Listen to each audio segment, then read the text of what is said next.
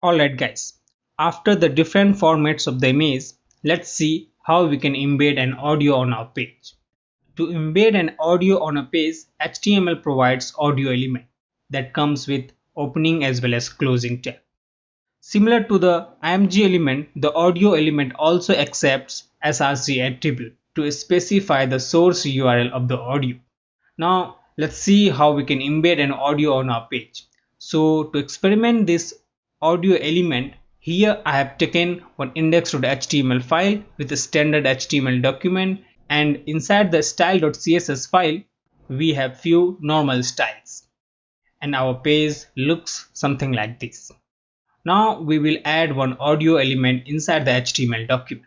So here after the h1 tag, let's take one audio element.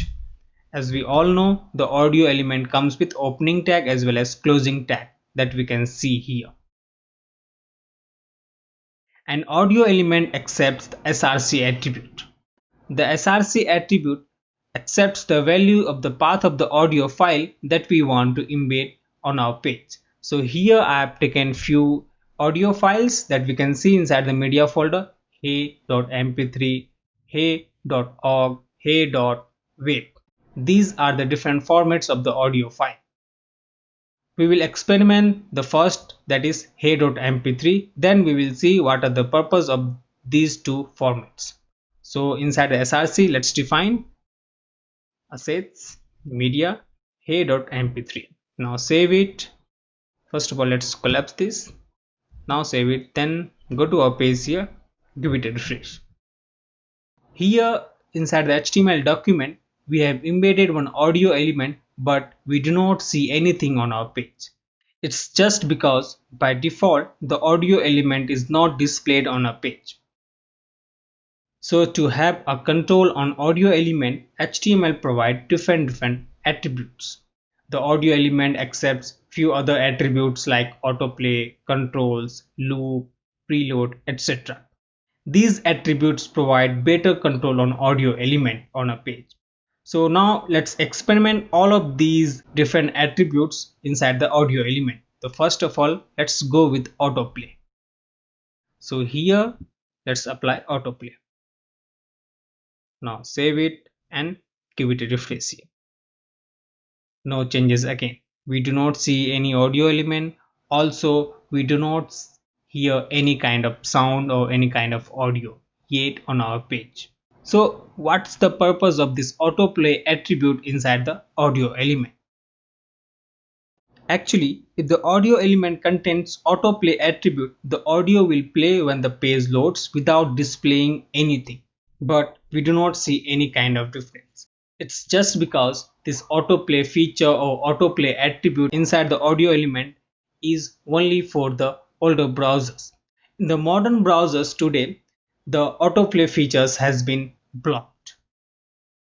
Sometimes users find annoying when something suddenly plays on a page. So that's why these autoplay features has been deprecated from the modern browsers. So now in the modern browser, the users have complete control on the audio or the sounds. It depends upon them whether they want to play or pause the audio on a page. So in order to have a control on the audio element, we must display the audio element on a page. So for that purpose, there is an attribute that is controls. So now we will apply one controls attribute. So let's say controls here. Now save it, then give it a refresh. Now we can see our audio element. Now we have control on this audio whether we want to play or pause this audio. So here is the play button. Once we click here, the audio will play.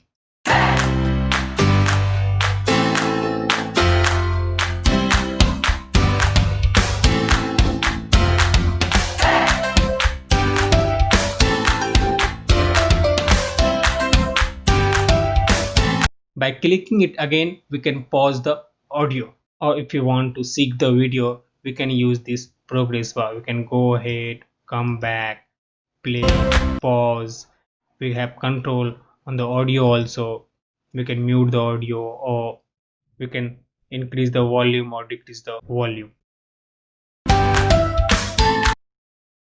Alright guys, so this is how we can display the audio element on a page so that users can have control over the audio element. So we can get rid of this autoplay.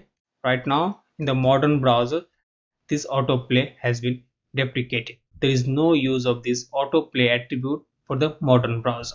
Now let's give it a refresh again. We will find no changes. After the controls attribute, we have another attribute, that is loop. So what loop attribute does?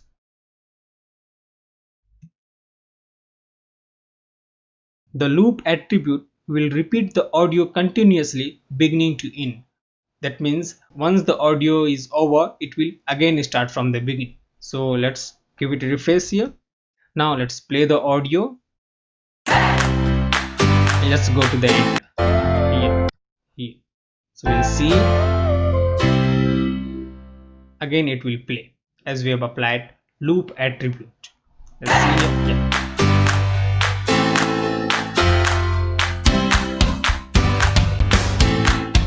As we have seen now that the audio started, it end, then again it started from the beginning. We do not have to re-click this button to play again. Our audio will play continuously from beginning to end in loop. It will start and again it will start. So that's the loop attribute.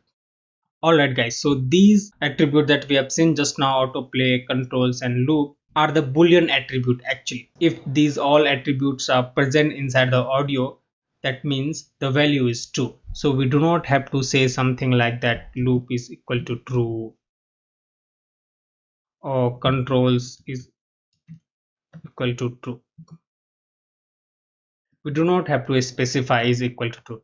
It's just because these are the Boolean attribute, and if it is present, that means by default the value is true.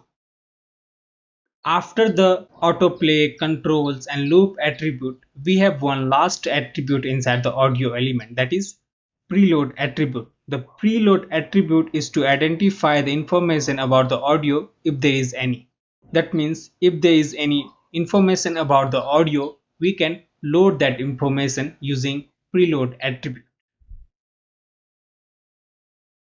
The preload attribute accepts three different values, that is none, auto and metadata. Now let's experiment all of these values for the preload attribute. So let's apply preload here.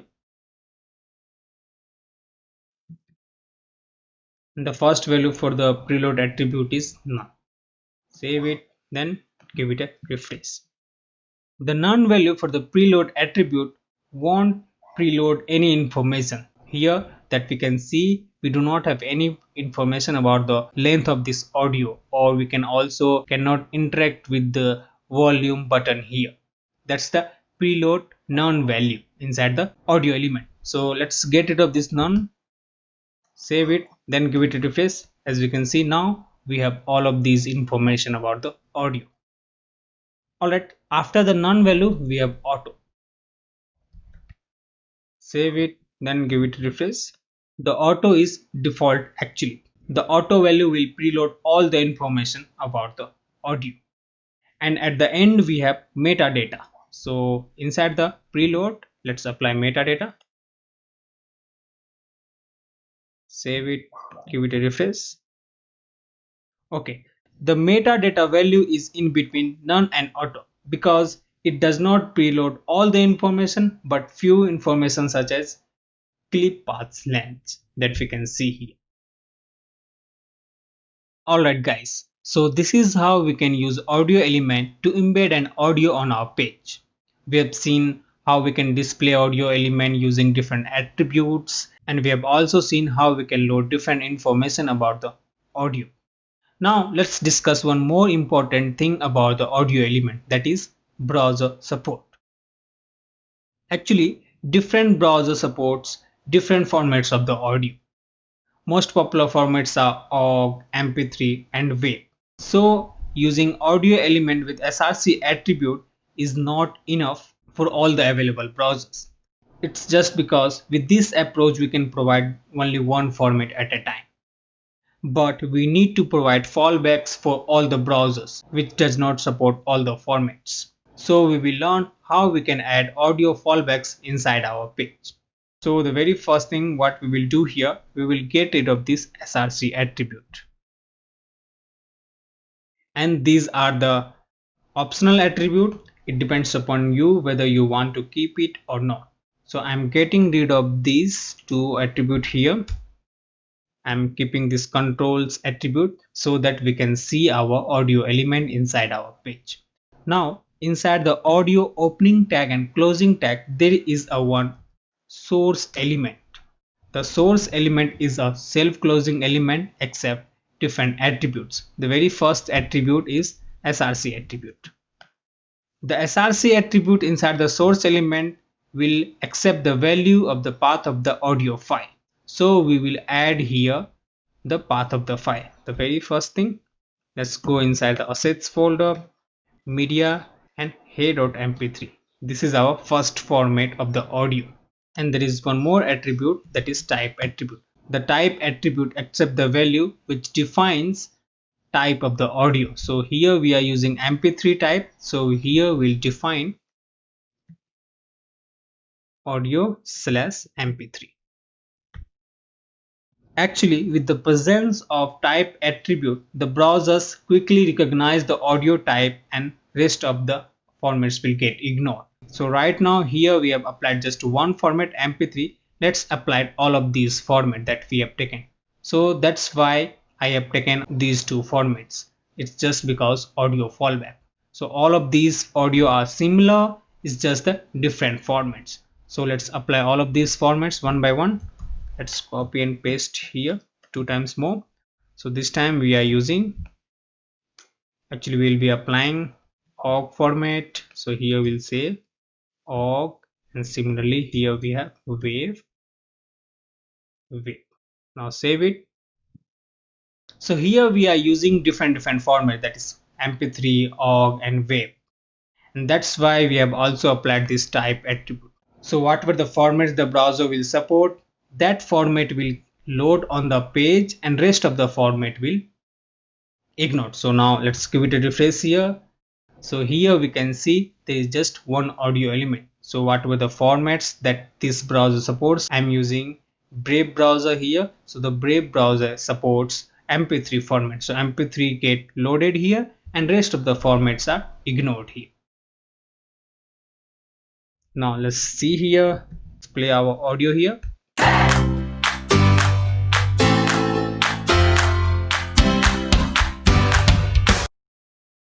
Alright guys, so this is how we can provide audio fallbacks.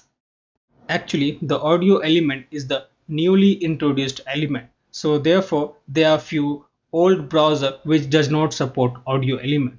So for that purpose, we need to provide one download link. And to provide a downloadable link, we use anchor tag. So after the source element, let's use one anchor tag. And inside the anchor tag we have href attribute. This href attribute will accept the path of the audio file. So let's apply assets, media and let's say hey.mp3.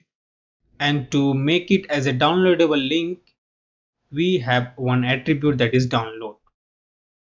Again, download is a Boolean attribute, so by default the value is true. So we can get rid of that. Now here we'll say download. This download link will be displayed on the browser which does not support any of these formats to download the audio file. Now save it, then give it a refresh. No changes. It's just because our browser is supporting any of these formats that we have used. Alright guys, so this is all about the audio element and audio fallbacks inside our page. Next we will see how we can embed video on our page.